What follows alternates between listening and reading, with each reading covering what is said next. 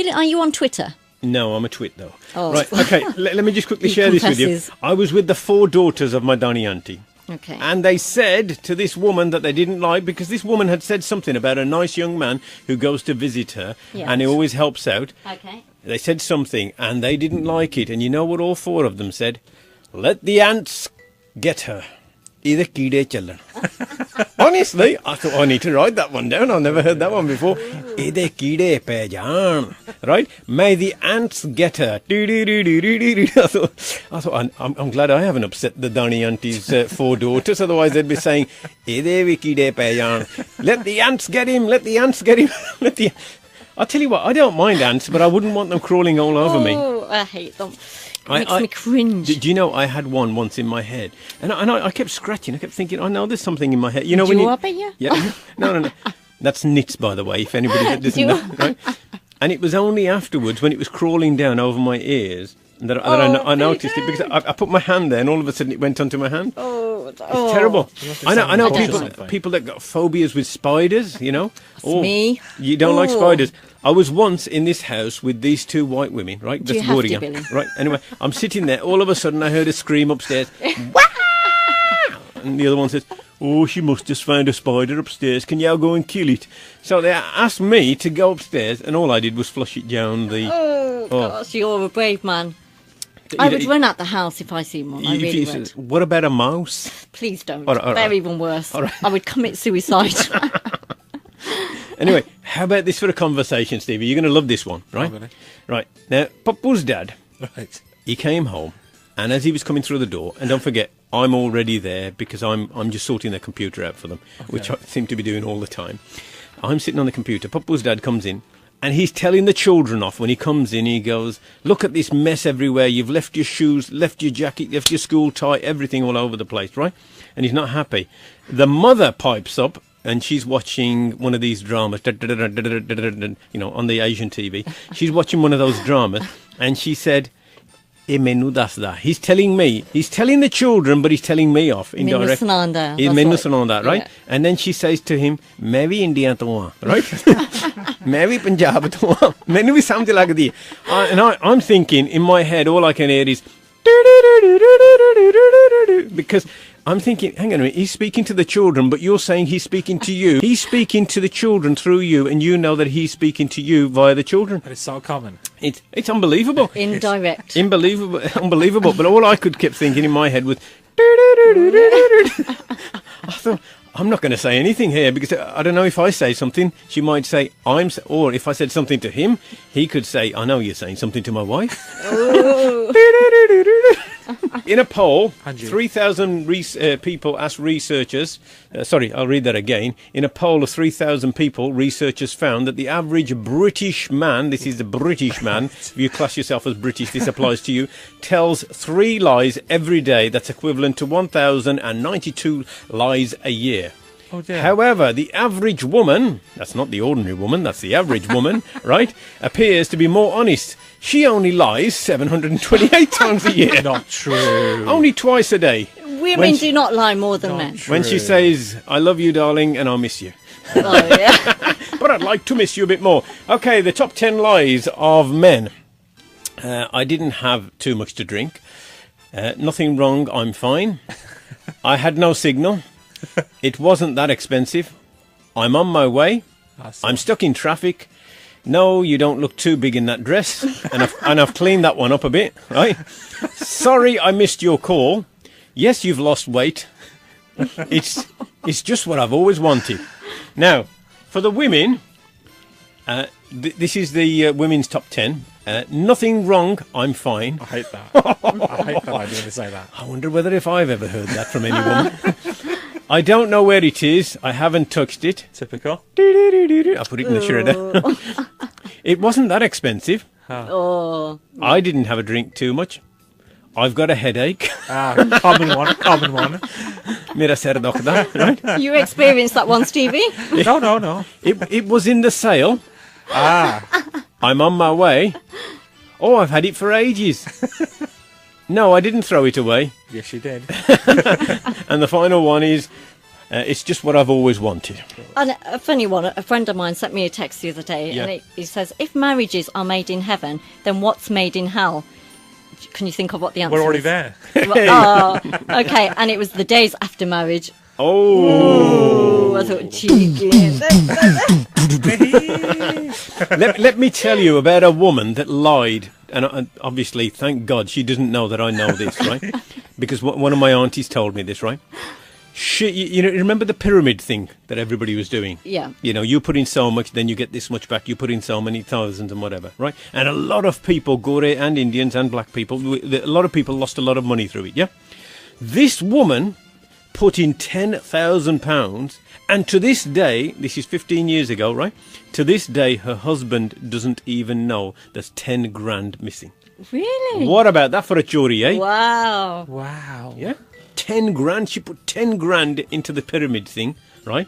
And he didn't realise 10 grand had gone missing. And you would call her better Mahachorni. No. She is a proper chorney.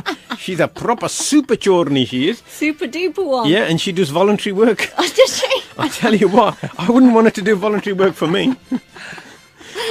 Let me just quickly share this with you. Stevie, can you just drop something there, please? Got it.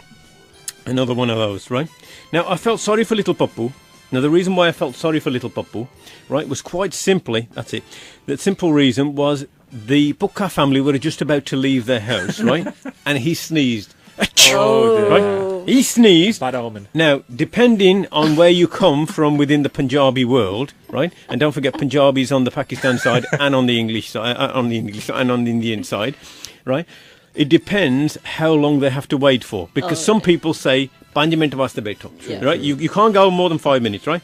And you know, Indian 5 minutes can be 2 hours, can't it? Is that before you get a slap? Or Yeah. after? So basically, the Pukka family stayed behind, and they stayed behind for another 2 hours, which obviously put a lot of more damage into the fridge. Obviously, a lot more food went. So poor Papu was told off. But just in case he sneezed again, his father said to him, "Oi, bar jaake kid, go outside and play. At least if you sneeze out there, nobody will hear you. Or go to bed." Did they give them something sweet to eat? Yeah, they gave Chewing gum or him sugar? they gave him something to eat. And you see, with the Gore, that's the white people, what they say is if something's happened, like, for example, you've dropped some salt, you've got to pick it up and you've got to throw it over your shoulders. Yeah? Now, this Gore, I call her my Gore auntie, right? A lovely woman. And she said, Florrie, her name is Florrie. And she said to me she was frightened. And I said to her, well, why are you frightened? And she was genuinely frightened. When I looked at her face, she was frightened. And she said a blackbird... That's not a blackbird as in, you know, without the feathers, right? A blackbird was actually pecking at her door. What's that? Yeah. And then it came round to the kitchen window and it was doing that.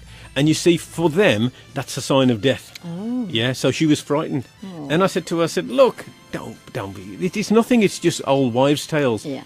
She says, oh, I feel as right as rain now. Does that make sense?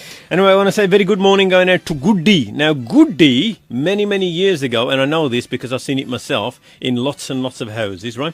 Goody was talking to me about when she used to have her hair combed. Oh, okay. Right? Now, Goody would say to me, she'd say, her mother used to say to her, "Idhar aa tere valan nu main ag lawan." Okay, quickly translated, come over here, I want to set your hair on fire. All right? Do you understand that? Yeah, you understand that? Yeah. Right? When we say set on fire, we don't actually mean set on fire. It's just a saying, right? So then she would come along, and then she would have to sit down. She wasn't allowed to watch the television, right? She wasn't allowed to watch the television. May go on, Stevie. So she wasn't allowed to watch the television. So because she wasn't allowed to watch the television, right, she could hear the television in the background, and she was having her hair done. Now, she said whether she liked it or not, she'd got to have 2 gutta. Now, I don't know whether you say it as plural, gutta, or you say got. Got is one. And gutta is 2, right? Okay. So she would get the kanga, which is the comb, right? She would put it in her hair and go... And she'd go... Quiet, you know, quiet. You can't make noise. You can't make noise. Be thankful that I'm setting your hair on fire. Right? So then she said she would put oil in. She said, I hated this oil. It used to stink to high heaven, this oil. She used to put the oil in. I won't tell you the mate, just in case they sue me for it. Right? She used to put the oil in. When she'd put the oil in, then obviously it was a little bit smoother. Yes. Yeah. But she said when she got to the end, she used to pull it. She's like this. She used to pull it. And she said she used to pull half my hair out. Yeah. Pull half my hair out, and she used to show it me and say, "You need to be thankful. You need to be thankful." Have you ever witnessed that, Stevie? I've actually seen, like, you know, they get a glass with some water in it, put the gungi in there. Yeah, yeah. Have you noticed that? Oh, Yeah. And then, wait for it, the bright red ribbons. Now, what's that all about? Oh yeah, the binga, the swings in your hair. Yeah, don't forget that. Don't forget that. And also, the tighter the gutta go, the more you seem to be yeah. rising off the that's right, floor. It's like a facelift, isn't it? That's right. You know, and the face is going. But I can't say anything. I can't say anything. You get a nice Chinese eyes, look there. Yeah, that's cat right. eyes there, because they're so tight. I'm putting in half a litre. That's half a litre of tail in your hair, and then obviously it was enough tail to make pakora and samosa if you cooking. wanted to afterwards. Right? chop your roti, Then isn't it? she said I would go to school. She said, and the girls that were sitting next to me were all Gori, and that's white women, right? White girls that were sitting next to her, and they would say, "What have you got in your hair? Daddy. It stinks." Daddy. Isn't it terrible? It is. It was terrible. It's terrible. She said, but nobody ever pulled my hair. She said, because once they pulled it, they'd have enough grease on there to last the rest of the week. So they obviously they would never do that. They would never do that. So she said, you can share that story. She said, but don't mention my name. I said, goody, I wouldn't mention your name at all. Can somebody teach me how to laugh? Because a friend of mine said to me, he calls me the laugh of instalments. He says, you laugh in instalments. Now, somebody the likes of my sister, when she laughs, I mean, she makes the whole house move with her laugh. She's got such a hysterical laugh. And in my life, quietly, I've always wanted to be able to laugh out aloud, effectively. Yeah. So can somebody teach me how to Well, laugh? actually, in India, there's a doctor or professor, whoever he is, and actually he's the professor of laughter. Okay. And he stands there and he said to everybody, put your hand on your stomach. This is so true. Yeah. And then he goes, ho, Yeah, ho, it is. ho, ho, ho. And you're supposed to let it go. Ho, ho, ho, ho. No, I don't want a false one. I want an original one. And I've got to say, very good morning going out to False Laugh Lal. False Laugh Lal, her name's Mrs. Lal, right? She always laughs. This is how she laughs. She goes, eh, eh, eh. Now, you see, it's very rare for me in my life to laugh. Honestly, you know, I could watch comedians and whatever. I just sit there with a straight face. Very rarely anybody can ever make me laugh, right? But when I see real human beings, everyday people, like False Laugh Lal, she goes, eh. It's a false laugh. Everything, G, everything is a false laugh every single time. There used to be a guy I worked with. I won't mention his name because he might get a little bit upset. But he used to laugh like this. Is that a laugh or is that?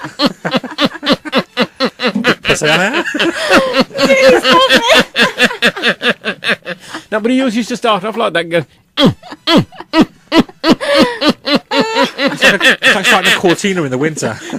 so that's how he used to laugh. And then this Gori, this other one that was at this interview panel that I went to about 2 weeks ago, I was telling you about, she used to be laughing like this.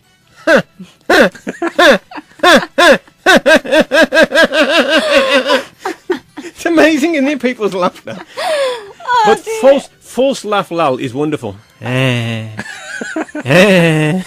over the next few weeks, I'm going to ask, honestly, out to all the public, to all our listeners, if somebody can help me laugh. The only way, if you stay on the mic, this is the only way you will laugh, definitely. I'm not ticklish. You're not ticklish? No, I'm not ticklish. Isn't that amazing? I'm not ticklish. You're not even ticklish. No. Right? Kutinga. That's what it means. Tickling. Do you know that? Kutinga kado. Right? Tickle in the right place. Yeah, tickling in the right place, yeah. You see, when I laugh, if you wasn't here and I'd be laughing, and because I've got such a silent laugh, people would think I've gone off air.